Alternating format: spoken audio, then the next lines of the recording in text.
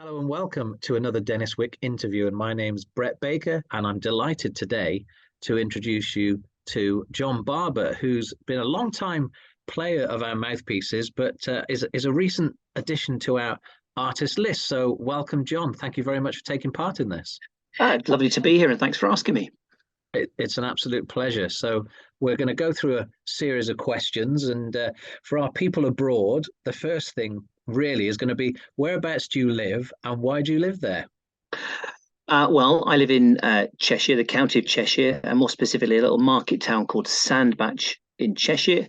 I moved here in the early 2000s, and really, it was to be nearer to where I work. I teach in schools in Cheshire, and also the band I play in and have played in for nearly 28 years now. The Foden's band, who are based in Sandbach, and despite living possibly the closest to the band room, I am never the first there. Often, sadly, the last one through the door. But despite that, yeah, it's about, believe it or not, convenience and making sure I'm never late for band. So that's why I live in Sandbach in Cheshire.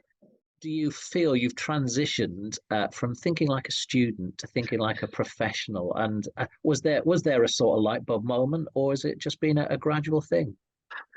Uh, I don't think necessarily there was a light bulb moment. I think my I had when you mentioned you were going to ask me this question, I was kind of trying to think back to that, and I think that my life, probably like many people, it kind of gets punctuated by things where you look back and go, oh, that was quite nice. And you, I feel that when I've been lucky enough to be invited to do something or to audition and get a place at something, be it in my local youth orchestra as it was, or from then to go on my first tour with that youth orchestra, or then to get into the Royal Northern College of Music, and then to get into their, to be the lead trombone in the big band, or go on tour with the symphony orchestra, or do your first gig with the Halley Orchestra or Liverpool Phil, or whatever your first professional big band gig. I think along the way, they just it just seems to be more, rather than a single isolated moment, periods of time when there's almost people kind of just underlining that you're on the right path. You're doing the right things, and people are asking you to do it because they have a bit of faith in probably things you've done a little bit further down the line, that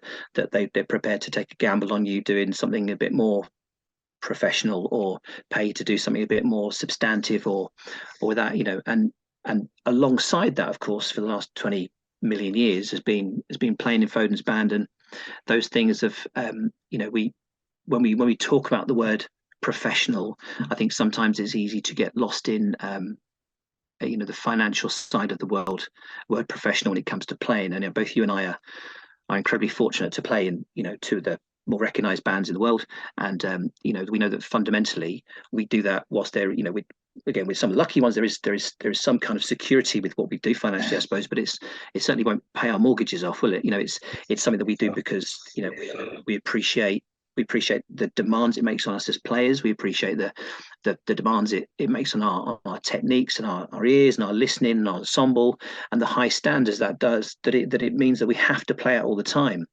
And I think the key thing for me is that having to play at that high standard for so long, because I know darn well that my conductors, if I don't, there's only so much patience they'll have. Eventually they'll say, thanks very much indeed, times change. But because you have to play at that standard, what it means is those skills are transferable. So you are having to be professional in your brass band. And I think that regular performance, right from when Howard Snell said to me back in 1995, whatever it was, 96, can you come and play at Foden's band? And I said, yeah. So right since that point, you've known that you've had to play at a certain standard to maintain a position in that band. And because you're playing at a certain standard, it means I think that I've been really lucky to be able to go and do other things, knowing that the standard is kept high by what you do week in, week out. So I suppose if there was a road to Damascus moment, I guess it would be probably when when you first join one of those elite bands, be it Black Dyke or Foden's or whomever. Yeah, I suppose that would be it. Great. Oh, thank you very much. You've been a player that's played on Denis Wick products for many, many years. And so I wondered if you could talk a little bit about that, because I guess, like myself, you're a bit of a creature of habit, probably. Yeah, well, I am a creature of habit. Uh, I started at the RNCM many, many years ago, to 93, I think I started there. And when I started the RNCM, I played on a Bark mouthpiece, a Bark 6.5, I think it was, and which is obviously a bit smaller than I play on. I play on a Denis Wick 5 AL now, and being very, very blunt about it. In my first year, I had an orchestral concert. I was playing second trombone. We were doing Hindemith's Symphonic Metamorphosis, and it was Simon Johnson. He was on first trombone. I was on second trombone, and a guy called Simon Chappell, who's at Liverpool Phil, he was on bass trombone. So that was our section, and I lost my mouthpiece. I don't know how. A typical student incident. I probably had it left on the table, or somebody nicked it, or something or other. But literally 5 minutes before we going on, I didn't have a mouthpiece, and I kind of go, this is really awkward. And so Jonathan Beattie, who was formerly solo trombone at Grimethorpe and YBS, he said, "Look, I've got this spare mouthpiece here. You can use this if you want to." Very generous of him.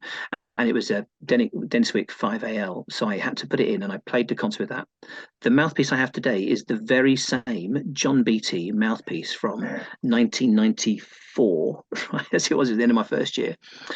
So I've got the same mouthpiece that I've had for 28 years, and it works. That's the thing I found, the sort of the enduring quality of this Denis Wick thing is. I always used to find with the Bark, and this is, different people find it different, horses for courses. The Bark, after a period of time, I used to find, for me personally, I could sometimes dig in a little bit. For the Denis Wick, I've always found it's just incredibly comfortable. The broadness of the rim just sits really well.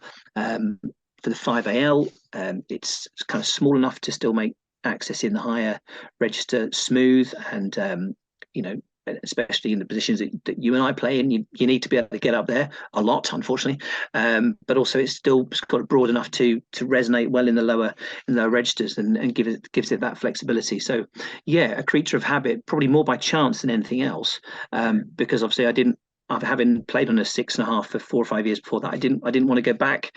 I said it was kind of blue, and I went, actually, this is really good. So I asked him if I could keep it in the short term until I got a replacement. He kindly said yes, and about every 5 years, he kind of sends me a message to say, "Can I have my mouthpiece back now?" But I've still got it. So thank you, Jonathan. Yeah. Just briefly, would you, because I know it'll be of interest to a lot of our viewers in the States, talk a little bit about the Love Music Trust and how that was set up and what it is, just so they can sort of have an idea of that, because they'll see on your bio the fact that you're playing Foden's and then director of Love Music Trust. So it'd be great for them to understand it a little bit more. Yeah, sure. So the Love Music Trust is the leader organisation of the Music Education Hub in Cheshire East. So Cheshire East is a county. It's about 25 miles south of Greater Manchester and Liverpool, kind of in the middle there. As you go down a big road that's often full of traffic called the M6, and it kind of goes right through our borough.